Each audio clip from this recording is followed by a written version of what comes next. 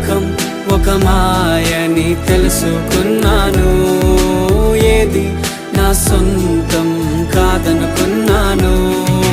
తప్పిపోయిన కుమారుని నేనైతే నా కొరకై నిరీక్షించే తండ్రి నా యేసు. తప్పిపోయిన కుమారుని నేనైతే నా కొరకై నిరీక్షించే తండ్రి నా యేసు.